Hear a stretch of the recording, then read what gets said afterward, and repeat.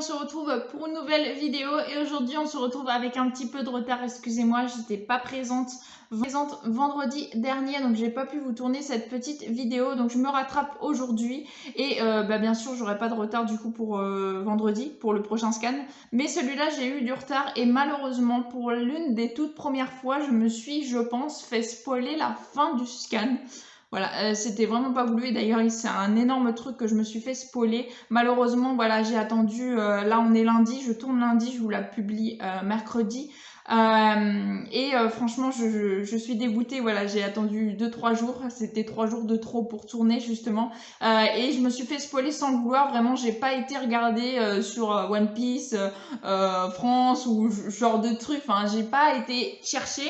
Mais je me suis fait spoiler à cause d'Instagram et de toutes les pages que je suis de One Piece. Donc voilà, je suis un petit peu dégoûtée, mais ça va pas franchement me gâcher la surprise parce que j'ai pas essayé de m'attarder sur les dessins, sur quel personnage, etc. Donc voilà, je vais quand même découvrir des choses avec vous. Et puis je l'ai pas lu, j'ai pas vu ce qui se passait, j'ai pas vu... Enfin bref, je me suis juste fait spoiler, je pense, la dernière page. Je vous en reparlerai justement quand ce sera le cas.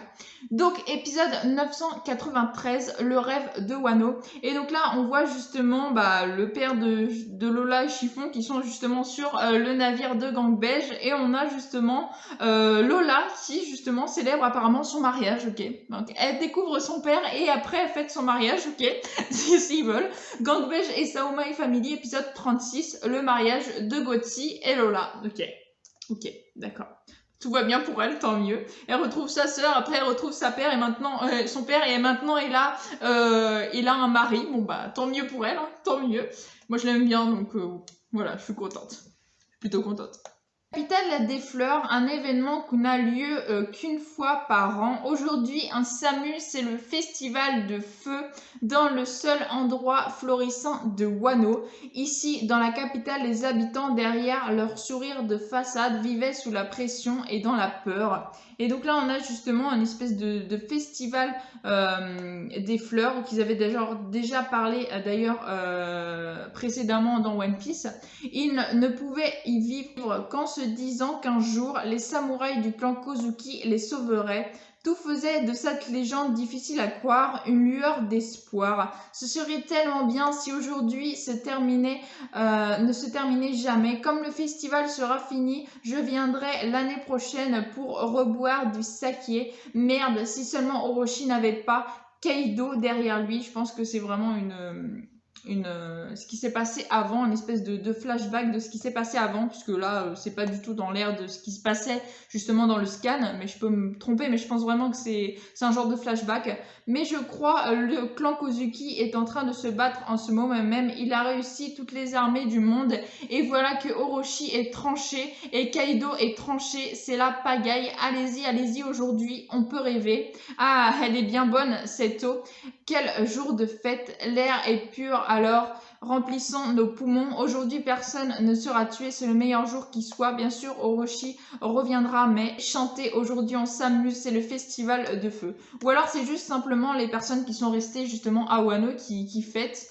Parce que en général, dans les mangas, quand il y a des flashbacks, les pages sont noires. Et là, les pages sont blanches. Donc, voilà, j'étais vraiment pas sûre de moi et je pense pas que c'est un flashback finalement. Je pense que c'est tout simplement ceux qui n'ont pas pris part à la guerre de Nigashima, qui sont restés donc à Wano même et qui sont en train donc de faire la fête pendant le festival de feu. Ça craint Fillon, vous faites pas attraper, vous faites pas attaquer. Donc là justement on retourne dans Onigashima, donc c'était vraiment pas un flashback.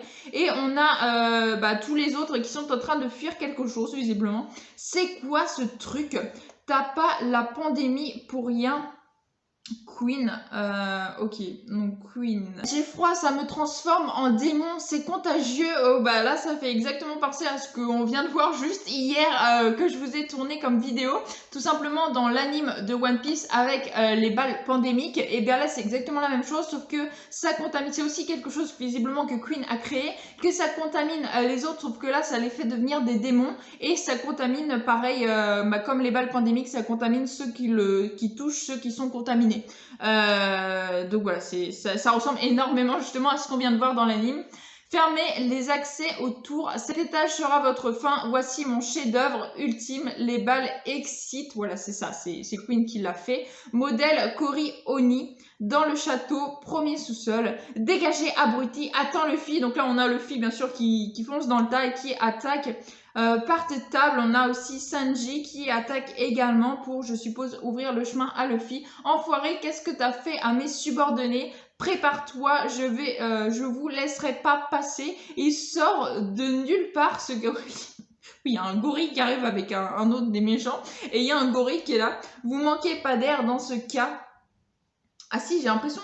Ah si, d'accord. En fait, c'est pas un gorille, c'est le bras d'un des méchants qui est un gorille, qui s'est transformé, son bras s'est transformé en gorille, ou alors son bras est un gorille, je ne sais pas trop. Mais voilà, c'est chelou. Dites-moi un peu d'où est-ce que ça sort, que ça doit sortir un gorille, comment si j'en savais quelque chose. Punch de mon poing en gorille et c'est plutôt balèze. Donc on a Luffy, non on a Sanji qui est outré, mais je pense Luffy qu'il est un peu aussi excité de voir ça parce qu'il a jamais vu ça et que ça doit l'amuser. Ouais, ils sont pleins derrière aussi. Bon, je vais me les faire. M'oblige pas à te répéter que tu dois garder tes forces pour le combat contre Kaido. Ils sont trop nombreux, ça va te prendre trop de temps. La ferme, 10 secondes, c'est trop. Moi, en 3 secondes, ce sera réglé. Donc là, on a un petit clash entre Luffy et Sanji qui se disent qu'en gros, plus vite c'est fait, mieux c'est. Et qui se chamaillent un petit peu. Samagare Sakei, Brigolo-san. Excusez-moi, je suis pas très forte en prononciation. Et donc là, on a justement qui arrive et qui plaque les adversaires contre le mur. On a Jinbei qui donc rencontre Luffy et Sanji. Je me disais bien que vous deviez être dans le coin.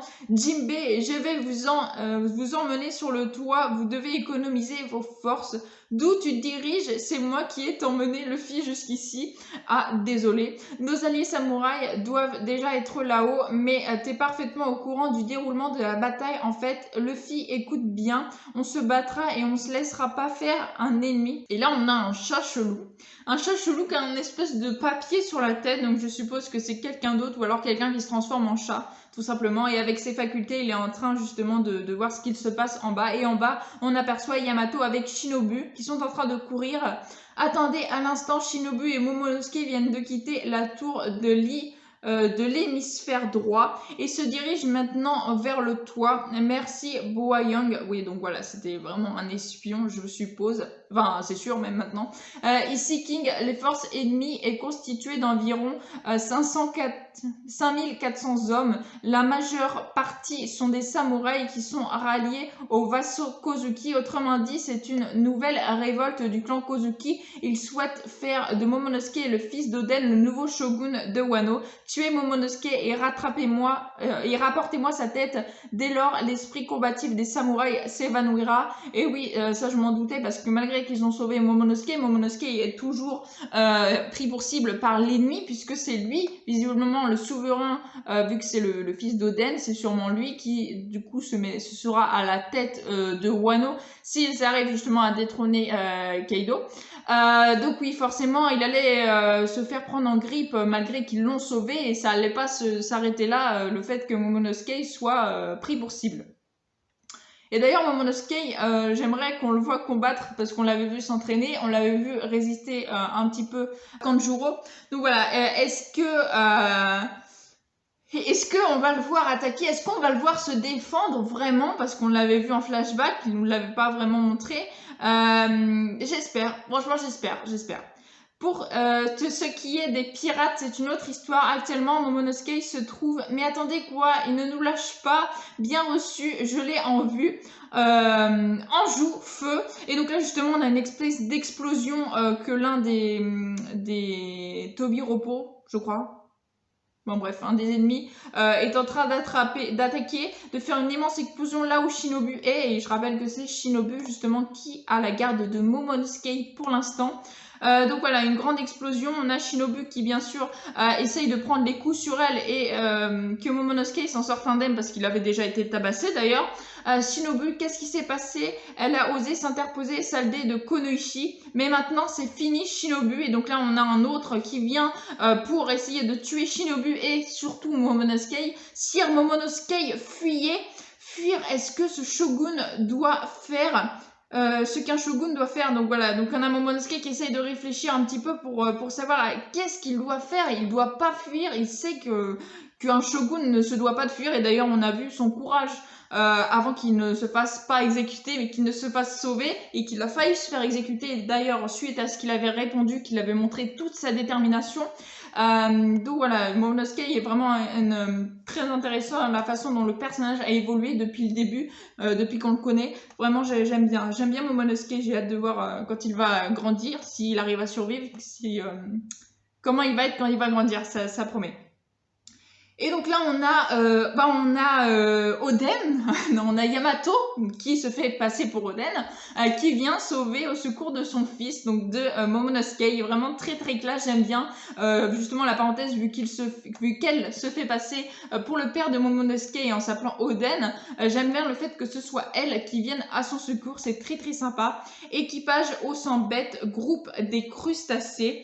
Jeune maître Yamato, vous nous gênez là. Je ne gêne pas, je suis venue me battre pour le clan Kozuki. Voilà, vraiment très très clair. J'aime beaucoup que ce soit elle qui soit venue d'ailleurs au secours de Momonosuke. C'est classe, c'est vraiment très très classe. Je kiffe, vraiment super, génial. Sur le toit du dôme, et donc là on a Onigashima, on a le toit, on a justement Kaido qui est au sol.